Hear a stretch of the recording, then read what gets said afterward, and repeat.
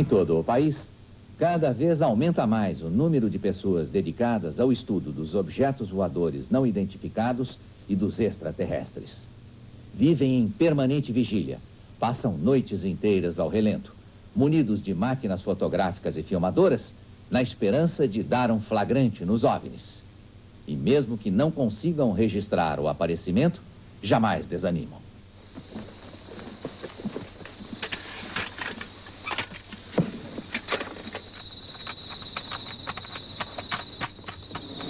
Vida de ufólogo não é fácil. Marco Antônio Petit é presidente do grupo Elo de Estudos e Pesquisas Exológicas. Para tentar um contato imediato com seres extraterrestres, ele escolheu a Serra da Beleza, em Santa Isabel do Rio Preto, no Rio de Janeiro.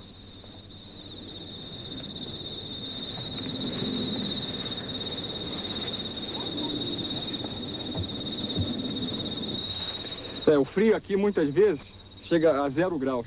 Quer dizer, a 0 graus. E nós necessitamos realmente de uma preparação para enfrentar essa temperatura, para que a gente possa realmente aguentar o máximo de horas aqui realmente em pesquisa, né? Há 9 anos, Petit cumpre o mesmo ritual.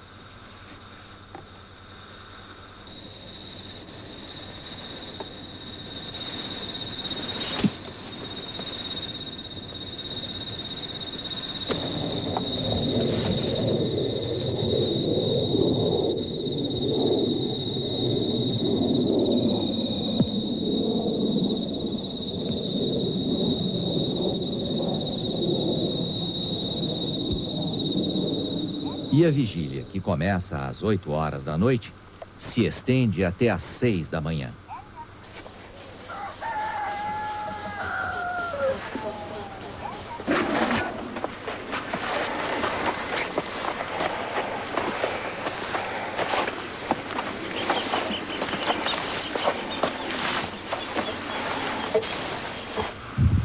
E aí, Petit, até agora nada? Até agora nada. Como eu coloquei para você antes, não é evidentemente todo dia ou toda noite que nós passamos em pesquisa que a gente tem a chance realmente de observar os chamados OVNIs aqui na região.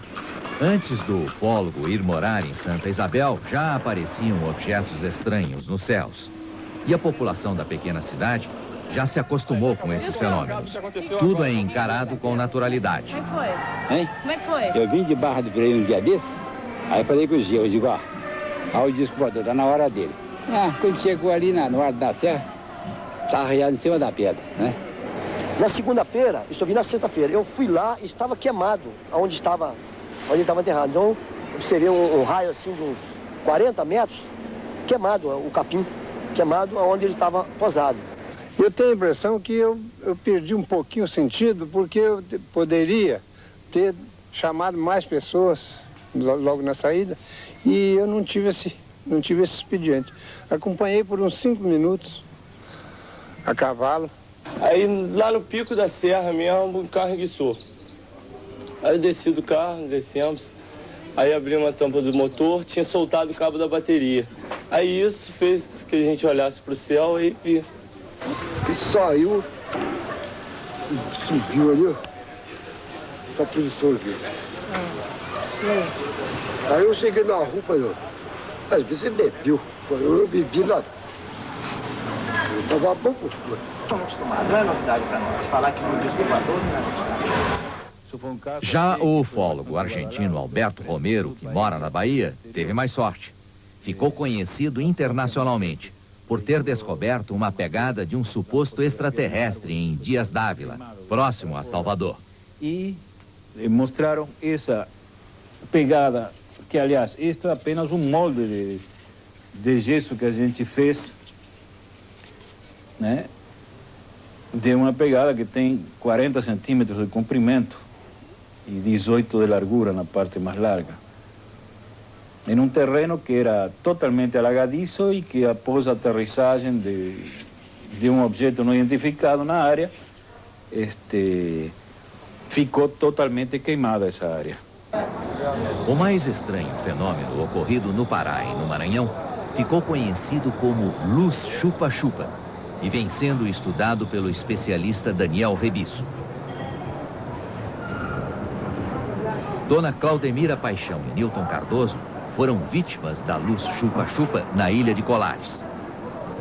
As pessoas relatavam que estranhas naves luminosas se aproximavam das aldeias da região do Maranhão do Pará e lançavam uma espécie de um feixe luminoso que paralisava as testemunhas, deixando-as momentaneamente paralisadas, com uma sensação de que algo era extraído do seu organismo. Elas diziam que era uma energia, um calor que saía. Outros chegavam a falar que era o sangue que era tirado do seu próprio corpo, de tal forma que eles chamavam aquela luz de luz sugadora ou luz chupa-chupa. No bairro do Ipiranga, em São Paulo, mora o ufólogo Claudeir Covo. Ele começou a se interessar por discos voadores em 1966, quando leu num jornal que astronautas haviam sido perseguidos por estranhos objetos. Desde então, Claudeir passou a se dedicar inteiramente à ufologia, transformando a casa de sua família num centro de estudos e atendimento a interessados no tema. Ele passou pela janela e falou assim: eu vim aqui para te levar comigo. Você vai comigo até o seu mundo de origem. Correto. Tá? E esse ser que apareceu no seu quarto, como é que ele era? Eu não vi assim, figuras exatas, sabe? Aqui em casa, de vez em quando, aparece até ETs, ok? Pessoas que dizem que são extraterrestres, onde a gente tem a oportunidade de entrevistar, bater papo, conversar e ver que tipo de coisas que essas pessoas têm a nos dizer. Aqui, isso daqui. Em casa de ufólogo, nada é por acaso. O relógio, que gira em sentido contrário, é um dos instrumentos que Claudeir utiliza. Muitas pessoas acreditam que esse relógio faz parte de uma brincadeira, de uma gozação, mas na realidade faz parte do estudo do comportamento da mente humana, visando exatamente a pane mental no instante que a pessoa está frente a frente com um padrão alterado. Isso mostra exatamente o que acontece com as pessoas quando estão frente a frente com o desconhecido, no caso específico, frente a frente com o disco voador. Ela é processada. Fundador do CEPO, Centro de Estudos e Pesquisas Ufológicas, ele dispõe de todo um aparato para trabalhar. Entre os chamados ufólogos científicos, é considerado um dos maiores especialistas em análises de fotografias de discos voadores. Isso é sinal que o objeto é tridimensional e que se trata de uma fotografia autêntica. Se, por exemplo, aqui nesse processo eletrônico aparecesse uma imagem totalmente com iluminação, tudo por igual, a gente já começaria a desconfiar de uma eventual fraude de uma pintura em vidro, por exemplo. Esses tipos de seres que têm aparecido, nós chamamos de humanoides, ou ufonautas, porque vem do termo UFO. Ufonautas porque pilotam os discos voadores, pilotam os UFOs. Mas nós chamamos também de humanoides. Por que humanoides? Porque se assemelham aos seres humanos. Ou seja, eles têm a cabeça, tronco e os membros como nós. Às vezes alguns têm 4 dedos, alguns têm 3 dedos, outros com 5. Mas o jeitão, com 2 olhos, a boca, nariz, orelhas, muito parecido, assim, a princípio, com os seres humanos. Daqui a pouco, você vai conhecer uma mulher que viu e filmou um disco voador. É indescritível, foi uma sensação tão maravilhosa que eu tenho certeza que na vida não esqueço mais. Você vai saber também como o interesse por discos voadores e ETs pode se transformar em fanatismo. Voadores não identificados pode rapidamente se transformar em fanatismo. Nas últimas décadas, foram criadas diversas religiões que se fundamentam no esoterismo e no misticismo espacial. Você acredita em disco voador? Eu não. Não. Claro que acredito. Afinal de contas, eu decidi um. Não acredito que exista, né? Isso é ilusão de mente. Só isso que é cheio de luzinha e tal, várias cores. Eu saio correndo. Nós vimos uma luz e começamos a jogar um flash pra ele. De repente ele veio e desceu com tudo. A doutrina Rosa Cruz não acredita em discos voadores. Mas este grupo de adeptos teve uma surpresa ao realizar um passeio à Chapada dos Guimarães, no Mato Grosso, há 3 meses. Dona Leni Ferreira levou uma filmadora para registrar o passeio. Mas a grande sensação foi o fenômeno luminoso que apareceu no céu. E Dona Leni conseguiu filmar, apesar do nervosismo. Aqui, olha, isso, agora são 6 horas, nós estávamos concentrados na Chapada. E de repente apareceu essa estrela, que não para. Não é, na verdade, uma estrela. porque ela vai para frente e vai para trás. Eu estou filmando o céu todo e não tem nenhuma estrela no céu. E em cima de nós formou-se um triângulo. Meu Deus, como é lindo isto! Ao redor está cheio de lilás. Está na direção. É muito lindo. Não, tem duas. Apareceram mais duas e formaram um triângulo em cima da gente. É a coisa mais linda deste mundo. Realmente me sensibiliza até hoje, você quer saber? Foi muito emocionante. Porque eu peço para minha família, para os meus filhos, para os meus amigos, e eu peço que ele se movimente realmente, se houve um contato ou alguma coisa, se chegou até lá. E realmente ele estava quietinho no céu, já no fim do filme, ele faz um movimento para a direita, um movimento para a esquerda, e ele sobe do foco da câmera, da filmadora. Então, para mim, aquilo foi uma experiência muito, muito benéfica. Eu me senti, sabe, nas nuvens. Realmente é indescritível. Foi uma sensação tão maravilhosa que eu tenho certeza que na vida não esqueço mais. O grupo que estava lá... Dona Leni decidiu levar o caso à apreciação do ufólogo Claudeir Covo, que se propôs a ter um encontro com o grupo de excursionistas. Só estou dizendo que eu vi e... eu acredito que todo mundo viu a mesma coisa. O doutor Luciano, ele tem uma personalidade muito forte e eu fico com receio no meu íntimo de ter sido induzido a ver algo sugerido pela mente dele. Acho que não é questão de nós termos sido induzidos a isso, porque foi uma outra pessoa que viu. Eu também não fui sugestionada, porque eu estava no lado completamente oposto ao do Luciano. Se eu estivesse lá sozinha e tivesse visto aquilo, eu falava, não, eu pensei, eu imaginei alguma coisa. Mas nós temos certeza realmente do que aconteceu, porque mais de 20 pessoas viram a mesma coisa. A conclusão até o presente momento é que realmente o grupo, a Leni em si, que foi a pessoa que registrou isso numa câmera, registrou a presença de um OVNI, de um disco voador nos céus da Chapada do Guimarães. Em Salvador, na Bahia, funciona neste prédio o Centro Exobiológico Astar Cherran, fundado em 1970 pelo jovem Paulo Fernandes. Ele tivera um encontro com o extraterrestre Astar Cherran, que o encarregou de divulgar mensagens de outros planetas. Paulo Fernandes, quando manteve contato físico com Astar Cherran, ele recebeu a orientação de que este centro fosse fundado para divulgar não só a existência dos nossos irmãos extraterrestres, como também as suas mensagens. Paulo Fernandes morreu aos 33 anos e, desde então, Raimundo Crispim Santos ficou responsável pelo recebimento das mensagens extraterrenas. Não existe uma mudança de voz minha, não existe nenhuma alteração no meu corpo, não existe nada. Eu permaneço em consciência, como eu estou aqui, como o senhor poderia estar aqui nesse minuto, né?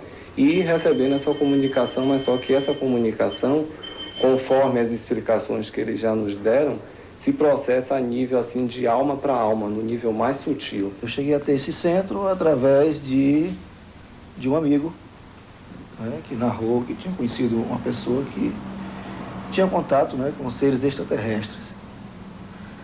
Então eu vim, né, para ver os extraterrestres e para ver as naves. A religião que mais se aproxima dos discos voadores é a cultura racional. Seus adeptos acreditam que todos os seres humanos são extraterrestres.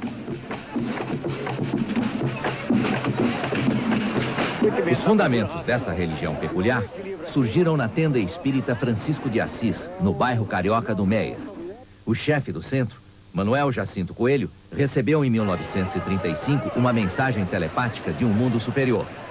Era uma ordem de que ele fechasse o terreiro e criasse a cultura racional, que se tornaria mais conhecida como Universo em Desencanto. A sede da religião fica em Nova Iguaçu, município próximo à cidade do Rio de Janeiro.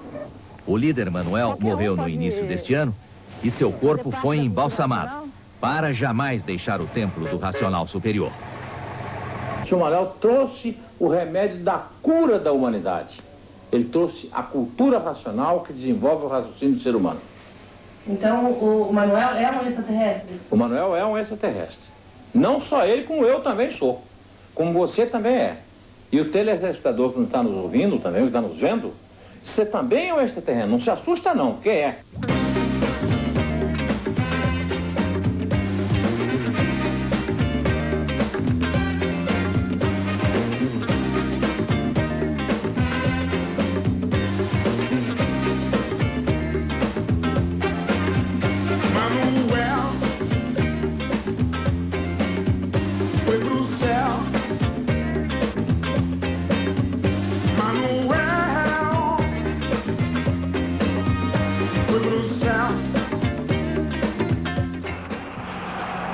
Daqui a pouco, você vai conhecer as cidades preferidas pelos OVNIs no Brasil. Ai, cara, que coisa linda, puta merda. Você vai assistir também às evoluções do objeto voador não identificado que há alguns dias parou o trânsito numa estrada do Rio de Janeiro.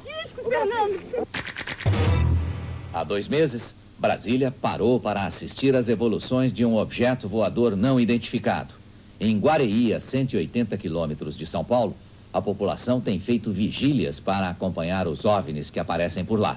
Em Casimiro de Abreu, no Rio de Janeiro, um improvisado discoporto está à espera dos ETs. No Morro do Chapéu, na Bahia, já construíram uma réplica de disco voador.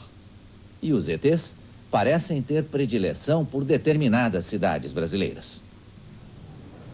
Esta é uma das cidades que se tornaram famosas por causa dos discos voadores.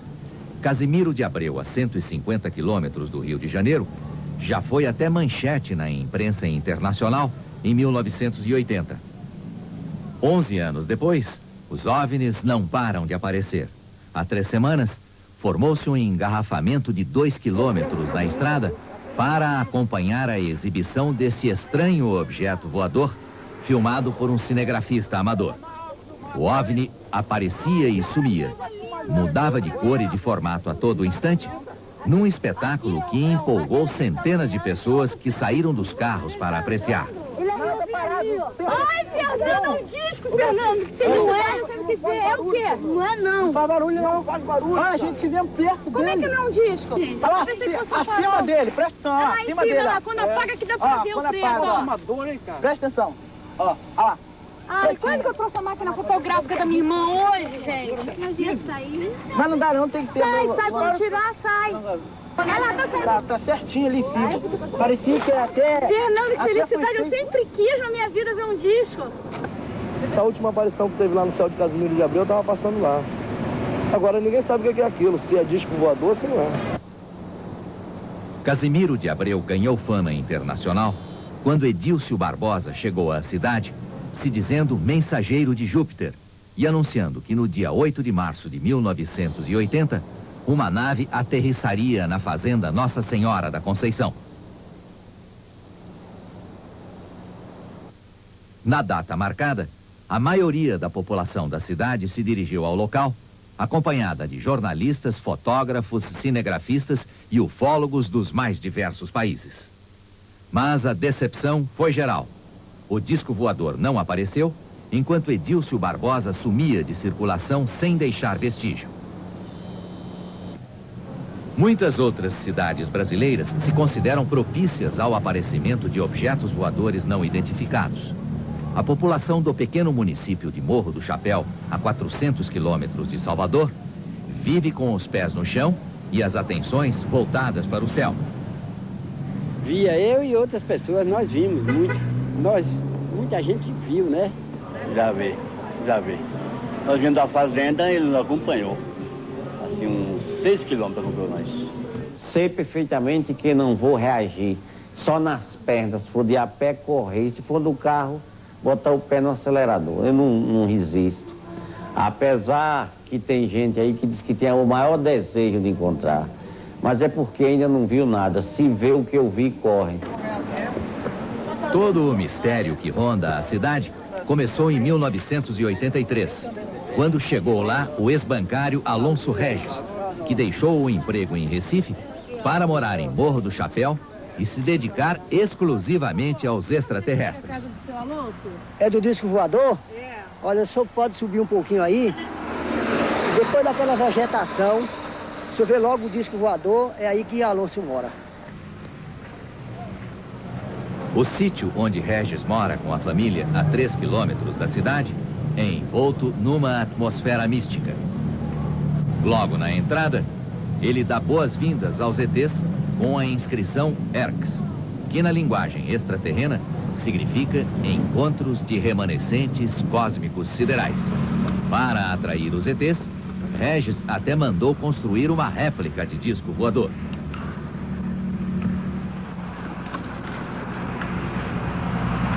À noite, Alonso Regis acende as luzes do disco para atrair os OVNIs.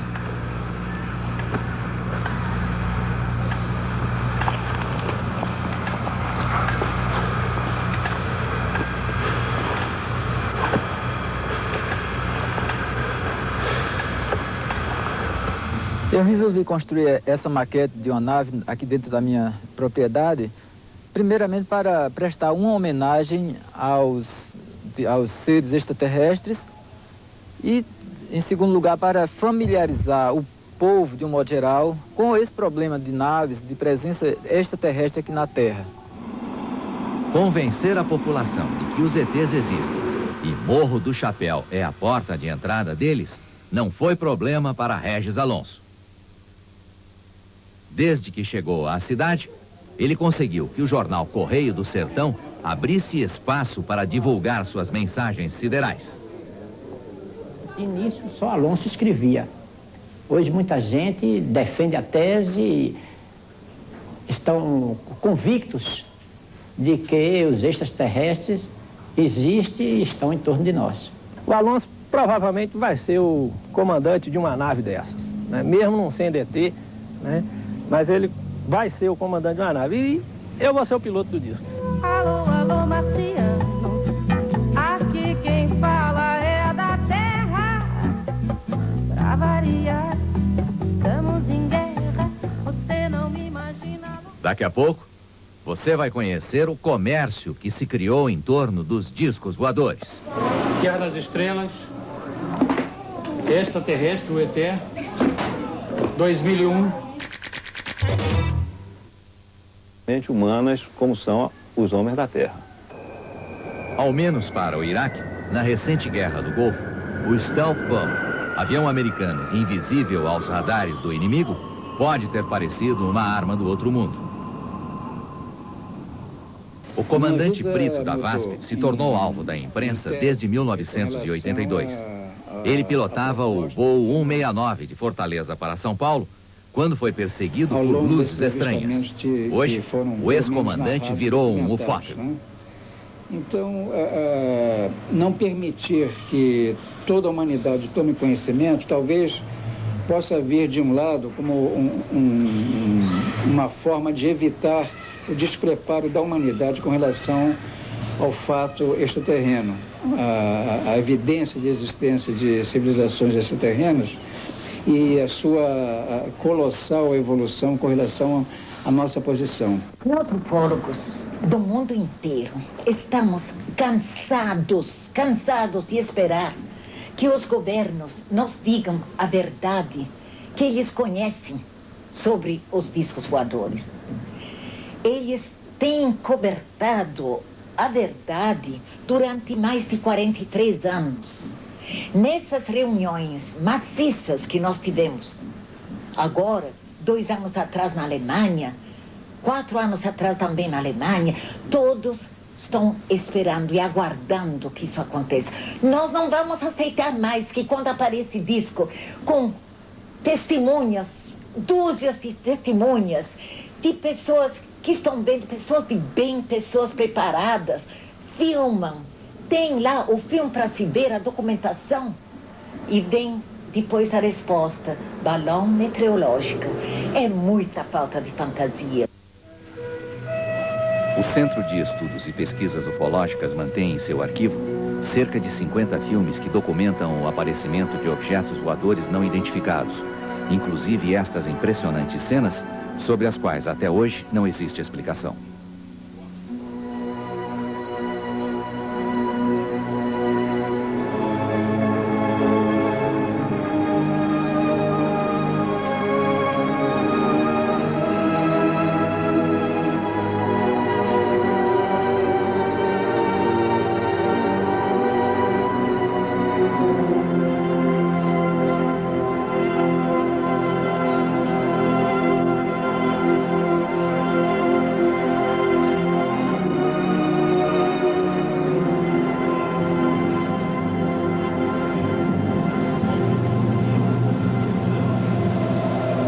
Os segundos beneficiados sobre a existência de discos voadores são as associações de amigos dos OVNIs, certas instituições que exploram os OVNIs através de revistas, de congressos, de palestras, todas pagas, que evidentemente apregoam que existe uma vida além da nossa em outros planetas.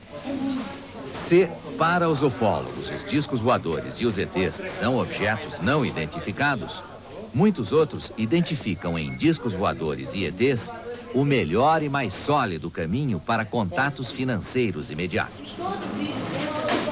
Guerra das Estrelas, Extraterrestre, o ET, 2001, Planeta, Terror,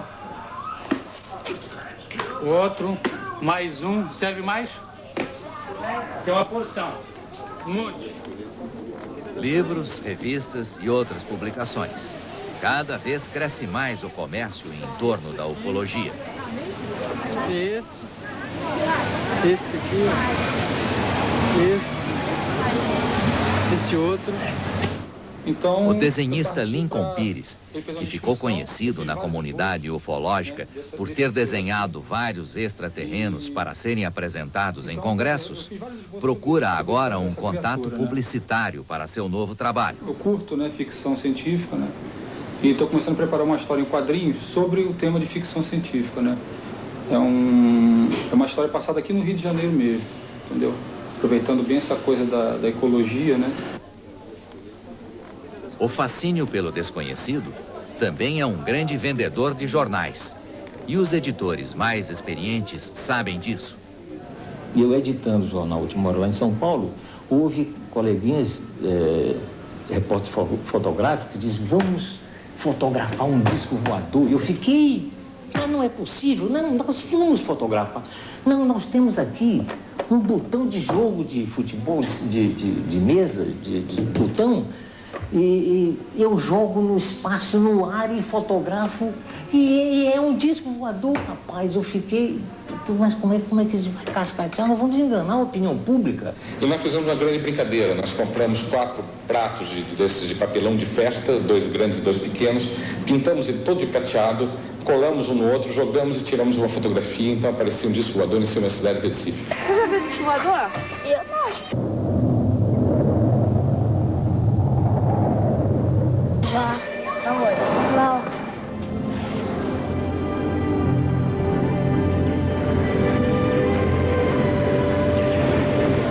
Disco voador é pilotado pelo ET.